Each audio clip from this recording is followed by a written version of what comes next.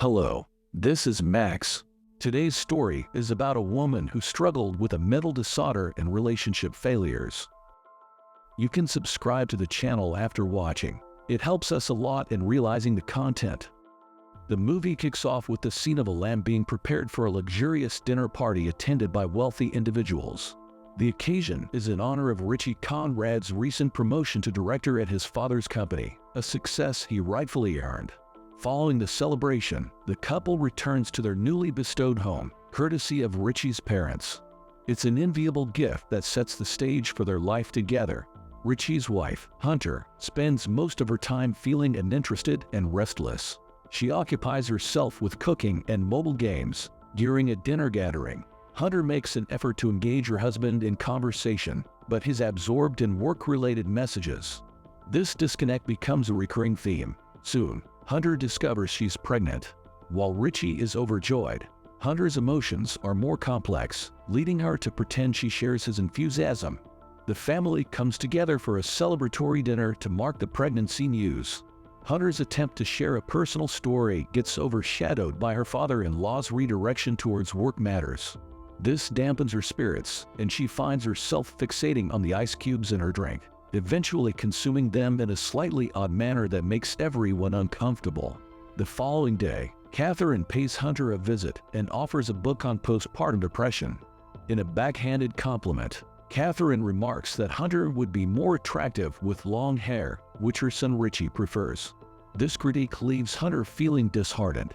While reading the book, Hunter stumbles upon a passage that encourages doing something unexpected. Inspired, she picks up a small marble from her trinkets and ends up swallowing it, captivated by its shimmer. This unusual action triggers an unexpected rush of happiness in Hunter. Richie is perplexed by Hunter's unusually cheerful demeanor. She attributes it to her choice of blue curtains, a white lie that adds to their apparent affection for each other. The following morning, Richie's facade of a perfect life begins to falter as he gets upset over a ruined silk tie.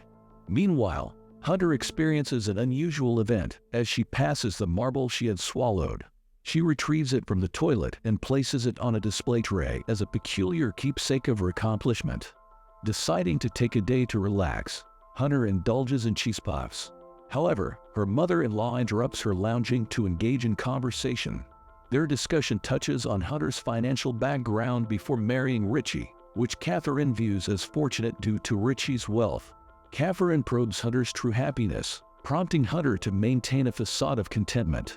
Later, Hunter discovers a tack in her vacuum cleaner and is tempted to swallow it. After an initial hesitation, she puts it in her mouth, eventually spitting it out due to the discomfort it causes. Hunter, however, experiences an auditory hallucination associated with the tack and ends up swallowing it again, despite the pain it inflicts. This behavior generates both happiness and sadness within her, leading to a complex emotional state.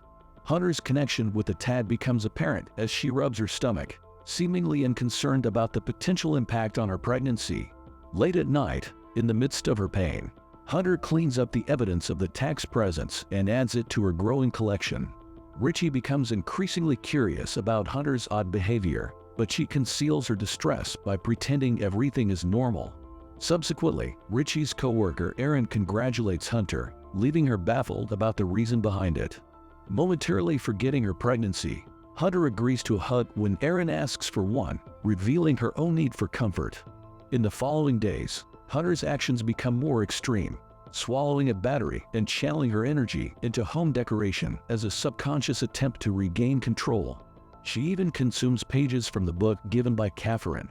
Her trophy display grows as she collects various items.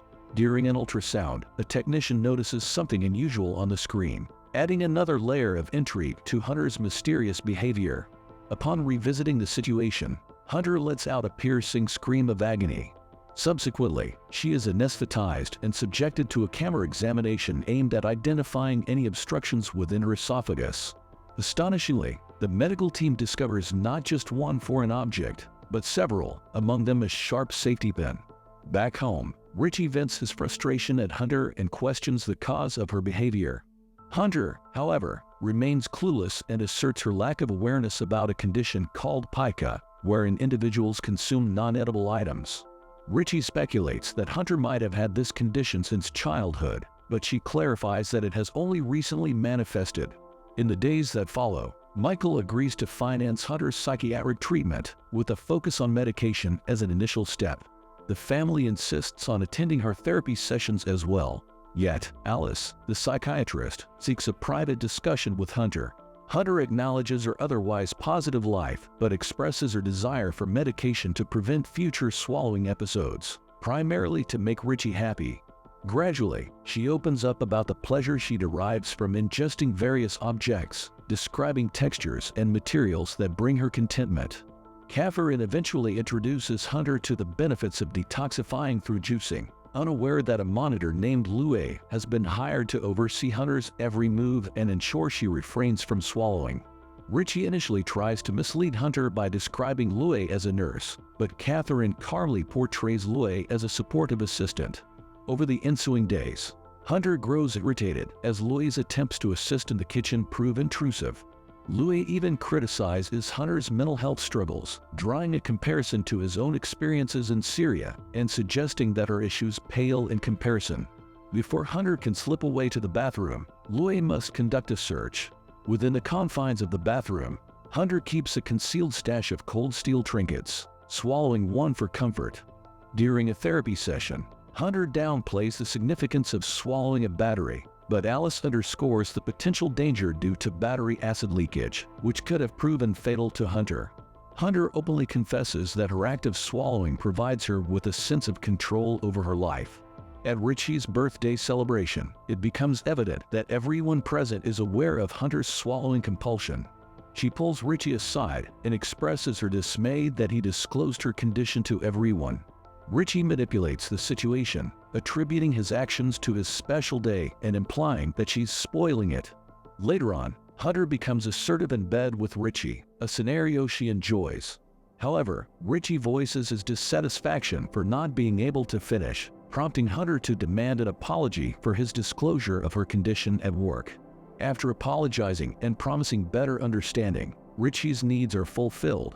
In her subsequent therapy session, Hunter delves into her mother's history of exploitation, a factor that led to her own existence. She possesses a newspaper clipping of the man involved, insisting that her mother and stepfather have treated her well. Alice suggests that exploring this aspect could shed light on her compulsion. While gardening, Hunter becomes entranced by the soil, eventually going to wash her hands. She accidentally overhears Richie conversing with Alice on speakerphone, where Alice reveals information from Hunter's last session. Hearing about her mother's past vulnerability causes Hunter to panic. Richie's revelation of his ignorance about her history exacerbates her anxiety, leading to a panic attack under the bed. Louie, seeking to console her, crawls under the bed. When Hunter awakens, she finds Louie asleep and decides to search for an object to swallow. She ingests a small screwdriver and begins choking intensely. Louie calls emergency services, and the object is safely removed without harm to her or her baby. Following this incident, Hunter is coerced into signing papers that commit her to a psychiatric hospital for a duration of 7 months. If Hunter refuses, Richie demands a divorce, and Louie, empathizing with her, looks on with a somber expression. Just as they are preparing to depart, Louie orchestrates a plan to aid Hunter's escape from the house. Hunter flees into the woods and eventually hails a passing car. Arriving at a motel, she collects dirt before entering. Later, Hunter calls Richie and admits that their relationship was rushed, and her pregnancy was an attempt to please him. Richie employs affectionate language to coax her into returning, yet Hunter asserts her decision to stay away. Richie resorts to threats, promising to pursue her, berating her as worthless and unskilled. Hunter ends the call after Richie shouts for her to bring back his child. Following this exchange, Hunter smashes her phone and proceeds to consume dirt while watching TV. After a while, she starts coughing it up, reaching her limit. The next morning, she contacts her mother, inquiring if she can stay with her. Her mother explains their current space constraints due to another daughter living with her, hinting at a possible resentment stemming from the traumatic circumstances surrounding Hunter's birth. Curiously, Hunter decides to visit her biological father, where she's surprised to find a birthday celebration in progress. Meeting her father Erwin, along with his new wife Lucy and their young daughter, Hunter is taken aback by the festivities. When Hunter mentions her mother's name, or when visibly reacts with discomfort, he attempts to deflect Lucy's probing questions. During a moment alone, or when questions if Hunter's presence is an attempt to disrupt his life, an abrupt flinch from Hunter prompts her to sternly instruct her when not to touch her, asserting her control. Hunter questions her when about his exploitation of her mother, and he acknowledges that he felt a sense of power in those actions. He also reveals the consequence of his actions, sharing that he suffered severe beatings in prison that led to his need for a colostomy bag. Wynn expresses deep remorse for what he did to Hunter's mother. Hunter, struggling with feelings of similarity to her father, breaks down in tears. Wynn reassures her that they are not the same and that she has done nothing wrong. Afterward, Hunter chooses to obtain abortion pills from a clinic, consuming them in a food court and later releasing the fetus in a restroom.